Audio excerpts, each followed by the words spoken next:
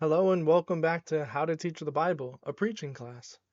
We're going to continue on in our epistles or how to preach an epistle. And since we're doing a whole level series for continuity's sake, I'm going to go ahead and do a level one. I feel like our previous methodology, uh, our methodology video actually covered not just methodology, but since I used a example sermon and we constructed it together, technically you not only got methodology, but you already got started at a level two. For the sake of level one, we're going to go ahead and start as if we're going through the entire sermon from top to bottom. So first we're going to start off with our passage, Philippians 4, 1 through 9. Go ahead and read that passage and then come back when we start. And then come back and we'll start together. So I'll just go ahead and pause here for a quick second. Go ahead and press pause, read the passage, and then come back. Alrighty, well, hopefully you read the passage and now we can go through together. Now, as I preach this, I might introduce it, hey, we're going to be in Philippians, or actually, I would technically do my hook. And even after my hook, then I might say the title, or maybe I might say the title, today's passage, or I might just wait till when we actually go to read it, I'll say today's title. But for the sake of just kind of going along, the title is Practice What You Preach. So, first thing I'm going to do when I go up to that pulpit and set my stuff down is I will then turn to the crowd and I will just start right into my hook, which is about an army sniper. I started to watch a documentary which I really loved, and it was about military Green Berets and stuff, and this happened to be about Army Scout snipers, which are the one of the most elite snipers and the most elite sniping school. Following that, it just kind of showed that their dedication, loyalty to the cause, to the mission, that they had to really stay calm, stay in control, not let things trip them up, even though it would have been perfectly rational for them to react that way, but to stay calm and stay the course. And so from that, I transition into that's actually what today's passage is about. Paul wants us to stay firm in the Lord. And he's going to tell us three ways in which we can do that. So let's go ahead and dive into the passage. I might pray right there. That's one thing I'll also say. I don't really tell you when to pray. You kind of pepper that in. Some people, they will want to pray right here. Sorry, not the hook. It's actually not allowing me to highlight. But they'll want to pray right there, even before the hook, which is okay. Sometimes it can create a little bit of an awkward point because now that you've preached, you don't really have a good transition into a hook. It just kind of seems like you've switched gears.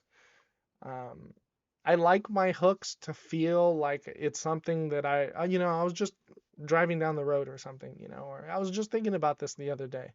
So it feels a little bit more natural, but some people like it. You really get started and it's fantastic. I have no qualms with wherever you put prayer as long as it's not like between your second and third division statement or something. But some people actually don't pray till the end either. So prayer, there's no place that I can tell you to that says that you should pray at this point. Anyways, so sometimes I like to pray before, just to pray over the passage, and sometimes I'll pray after the passage. But I do like to pray before, so we'll just say that maybe we pray and then we read the passage. And then I'll bring back up that there are three ways. There are three ways that God is speaking to us today. And the first way that we want to cover today is that we are to agree in the Lord. Now, I'm going to explain it, but as we talked about before, I actually have a new way that I have an explanation. Instead of having something that says explanation and I have bullet points, I've actually moved into simplifying even my my outline even more simplified than I had it before, where it was an explanation and an illustration, to kind of just underlining and bolding as things to look at. It's like instead of having to read all of this, I know, oh, I can talk about this and just jump straight to that. Oh, this is verse 1. Or, in in verse 2, it says that we ought to agree in the Lord. Or verse 3, it says that help these women who have labored side, but I'm going to bring these up as I go. So these are really my explanations in their calling out to me, go over this. And so that's kind of the way I have it now. So if you're wondering why I have these things bolded and stuff, it's because I've simplified the way that I do my explanations now for my sake. And you'll be doing things, you'll be altering that format to help you more, and that's perfectly fine. I just don't want you getting rid of certain things like a sermon idea or stuff like that. So the elements are still there. I've just simplified it so that I can see them at a glance and so that we have less paper for me to get lost. So that's why they're like that. And then, so as we're going through that, and I explain how we ought to stand firm in the Lord, which is um, our sermon idea, and it's actually the thesis, which is what he says right here. Everything else is going to be um, a sub point to that, which our first division statement comes from verse 2, that we are to agree in the Lord. And in fact, there is a dispute between these women, and they're actually breaking up the church. So we need to agree in the Lord. How do I illustrate that? Well, I actually illustrated it by talking about how division is actually the easiest way to break down your enemy. And I might have even talked about how, in volleyball or in basketball, if you can smack talk the enemy, if you can smack talk the opponents so that they get mad at each other, they will fall apart. And so too is it that if, Satan can get into the church and he can cause some division, it's going to make the entire ministry fall apart. Well, that brings us to our second way in which the second, was it way? Yeah. So the second way that we can stand firm in the Lord is to rejoice in the Lord. And so we go back to explaining the passage, and that's directly from the Bible too, because verse 4 says, rejoice in the Lord always. I say rejoice. This is saturated with rejoicing. And so that is what Paul wants us to do. He wants us to rejoice. Don't be anxious, but instead rejoice. And so how do I illustrate that? Well, I want to talk about how rejoicing and worship actually have an effect on the brain.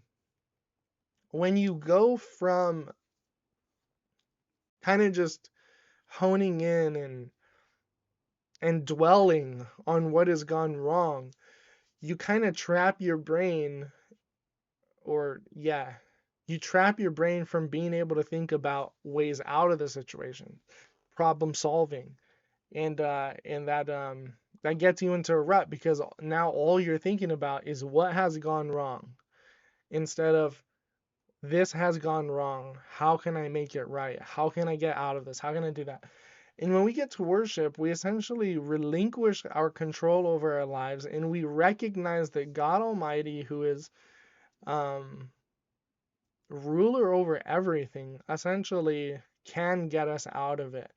And when we worship, we realize that our troubles are not as big as we think they are, especially to a God who, saved Israel, a small slave nation, out of the most powerful military force in the entire world at that time. God can save us from whatever we're at. And knowing that, with that new perspective, that can free up our brain to realize we don't have it as bad as we think. And in fact, we might be able to actually do something for ourselves to get us out of it. And so there's actually a psychological thing to worship that actually affects our brain, and I don't know, not only causes us to change our emotion, but change our perspective as well. And so worship is a really great thing. That being said, there is a third way in which we can be steadfast in the Lord, and that is to practice these things. Paul says, finally, whatever is true, honorable, just, pure, lovely, commendable, if there's any excellence, if there's anything worth praise, that's our last division statement, think about these things. what you have learned and received and heard and seen in me, which is the gospel and godly living, practice. I'm just gonna make that super big. That's where I got this from. He wants you to practice these things. So practice these things, and the God of peace will be with you. And so our final way to stay steadfast is to practice. Well, how do I illustrate that? Kobe practicing day in and day out. I couldn't think of a good illustration, so I kind of just reverted back to this one. Um, I actually think in the day of, I don't think I used that illustration. I think I used a different one and I scratched this one out. But I have it written down in this document as Kobe, and that he is a phenomenal basketball player in how much he put into the game. He was there day in, day out. Before the sun rose, after the sun had gone down, he was practicing every single day and it showed up on the court. And that was because he practiced every small aspect of the game. He put his blood, sweat, and tears into it so that when the time came, he would do what he had done all those countless hours by himself with no one in the bleachers, no one to see what he was putting into the game. He put it in so that when the crowds were there, it would be like exactly like he had been practicing for all this time. And so he was able to sink those game winning last second shots because he had put in countless hours on the court for that shot. And so we need to be practicing. We need to be practicing our faith. James says that we are not simply believers, but doers. And what do we practice? And that's why I have all of these bolded. We practice what is true. We practice what is honorable. We practice what is just. We practice what is pure. We practice what is lovely. We practice what is commendable, what is excellent, and what is worthy of praise. These are the things that weigh in our heart and we try and practice and put out into the world. These are sort of the adjectives that should describe us and our actions. And so these are the things that we practice. All right, and so after that, you can see I sort of just tied it in just now. We're going to move into our conclusion, in which I am going to repeat my sermon idea, because this is where I love to repeat it, that we ought to stand firm in the faith. We have to stand firm in the Lord. And a way that I can apply this to my congregation is to tell them that they need to agree in the Lord in unity of the gospel and our faith. They need to spend time rejoicing and in worship, and they need to practice, that is, share the gospel with those that don't know it. Well, that being said, it's a good segue into maybe you don't know it, and that's the altar call. And so now we've naturally flowed. These I do give a more explicit application. So I don't just say, oh, agree, rejoice, and practice. I will tell them you need to agree, rejoice, and practice, but I will give them something that they can hold on to with each of these. They need to agree in the Lord. And so they need to not quibble and fight with each other about these small tertiary matters of doctrine or anything like that. And they need to come together and agree that they are Christians, that they are brothers and sisters that are in fellowship, and then they need to rejoice. And maybe you could spend more time in worship. Maybe you can introduce worship into your life more in a drive home, or on the drive home from there, or anything. I'm just going to include these elements that are real, but I have this as a reminder. And so much of this sermon outline is just that. It's an outline. It's a reminder. All of this, guys, is to remind me, is to help guide me. But if possible, I mean, just as a heads up, if possible, I don't have this outline. I don't have any of this. I mean, I would hope that I can stand up, read the Bible, and preach all of this without even looking at it. And so the reason why my illustration is so short is because this is a reminder of what I'm going to be saying. This is the bare minimum words I need to express to myself so that I know, oh, this is what you're going into next. Which is why I took out explanations, because they started to clutter up more and it's easier to get lost. So I'm always trying to simplify my outline to the point where I can do the sermon without glancing down at my notes as much as possible.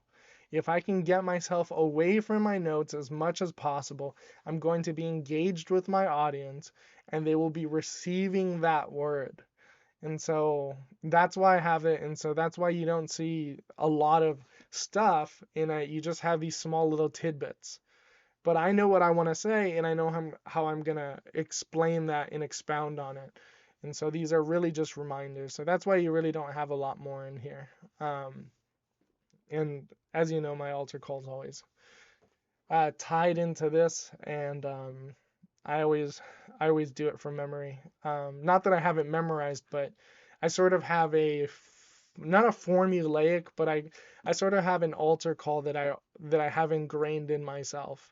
And so I can always adapt that altar call, that core altar call, to whatever the sermon idea is. So yeah, that's the entire sermon at a level 1 level. It sounds redundant, but yeah, that's a level 1 sermon on an epistle. Well, all right, I'll see you guys in level 2. See ya.